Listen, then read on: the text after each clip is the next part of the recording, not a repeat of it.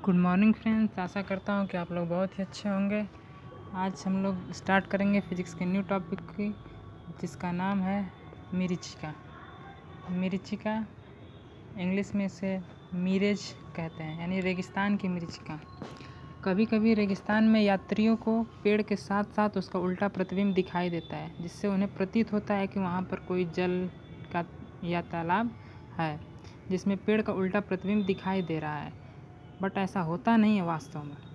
जब सूर्य की गर्मी से रेत गर्म हो जाता है तो उसके संपर्क की वायु गर्म होकर ऊपर उठने लगती है, जिसके कारण वायु की निचली परतें ऊपर की परतों की अपेक्षा विरल होती हैं।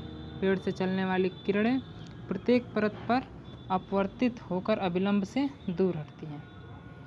अतः प्रत्येक अगली परत के लिए आपतन कोण का मान बढ़ता जाता है। जब एक विशेष परत पर आपतन कोण का मान क्रांतिक कोण से अधिक हो जाता है तो प्रकाश पूर्ण आंतरिक परिवर्तित होकर ऊपर की ओर चलने लगती हैं। जब यह किरण किसी यात्री के आँख में पड़ती है तो उसे यह पृथ्वी के भीतर से आती हुई प्रतीत होती है तथा इससे पेड़ का उल्टा प्रतिबिंब हमें देखने को प्राप्त मिलता है, जिससे हमें यह आभास होता है कि रेगिस्तान में तालाब या कोई जल का स्रोत वहाँ स्थित है। इससे हमारी आंखें धोखा खा जाती हैं। इसे ही रेगिस्तान की मरीचिका कहते हैं। ठीक है, इसी प्रकार जो है ठंडे प्रदेशों में हम मरीचिका को देख सकते हैं। ठंडे प्रदेश में मरीचिका को हम लोग लोमिंग कहते हैं, LOOMING, लोमिंग। ठंडे देशों में समुद्र पर अथवा बर्फ़ के क्षेत्रों में दूर की वस्तु के प्रतिबिंब वायु में उल्टा लटके दिखाई देते हैं। इसका कारण यह है कि बर्फ़ से लगी वायु की परतें ठंडी होकर सघन में जाती हैं और ऊपर की परतें विरल होती हैं। समुद्र में तैरते जहाज से चलने वाली किरणें प्रत्येक परत पर अपवर्तित होकर अविलंब से दूर हटती है, जिससे प्रत्येक परत के लिए आपतन कोण बढ़ता जाता है। एक विशेष परत के लिए जब यह आपतन कोण क्रांतिक कोण से अधिक हो जाता है तो प्रकाश पूर्ण आंतरिक परावर्तित होकर नीचे आने लगती है। जब यह प्रकाश किसी व्यक्ति के आँख में पड़ता है तो उसे जहाज का उल्टा प्रतिबिंब हवा में लटका दिखाई देता है। ये थी हमारे ठंडे प्रदेश की मरीचिका, जिसको हम लोग लूमिंग कहते हैं।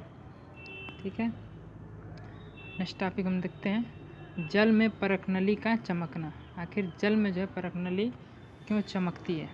ठीक है, जब खाली परखनली हमेशा कैसी होनी चाहिए, खाली होनी चाहिए।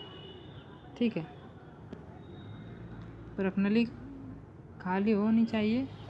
परखनली को जल से भरे बीकर में रखकर तिरछा करते हैं तो एक स्थिति ऐसी आती है कि ऊपर से देखने पर परखनली चांदी की तरह चमकीली दिखाई देती है, क्योंकि तिरछी करने पर परखनली पर गिरने वाले प्रकाश के लिए आपतन कोण 41°49' से अधिक होता है और पूर्ण आंतरिक परिवर्तन के कारण संपूर्ण प्रकाश वापस लौट आता है। परखनली में जल भर दें तो उसकी परखनली चमकीली नहीं दिखाई देती है, क्योंकि कांच जल के लिए क्रांतिक कोण बहुत बड़ा होता है तथा पूर्ण आंतरिक परिवर्तन नहीं हो पाता है। जब भी परखनली के चमक की बात करेगी तो सीधा सा कॉन्सेप्ट वहाँ पे ये होगा कि वहाँ पे पूर्ण आंतरिक परिवर्तन की घटना हो रही है। जब भी चमक की बात करेगी, एकदम ध्यान दीजिएगा। नेक्स्ट हम लोग देखते हैं प्रकाशिक तंतु। ऑप्टिकल फाइबर जो है किस सिद्धांत पे कार्य करता है। प्रकाशिक तंतु पूर्ण आंतरिक परिवर्तन की घटना पर आधारित एक ऐसी युक्ति है जिसकी सहायता से प्रकाश सिग्नलों को एक स्थान से दूसरे स्थान तक बिना ऊर्जा के ह्रास के उसको एक स्थान से दूसरे स्थान तक भेजा जाता है। ठीक है, यह क्वार्ट्ज का एक अत्यंत लंबा तथा लगभग 10⁻⁴ मीटर मोटाई का पाइप होता है, जिसका अपवर्तनांक जो है 1.7 होता है। इस पाइप के सभी स्थानों पर 1.5 अपवर्तनांक के पदार्थ का लेपन होता है। पाइप के भीतर भाग को क्रोड तथा लेपित भाग को अधिपट्य कहते हैं।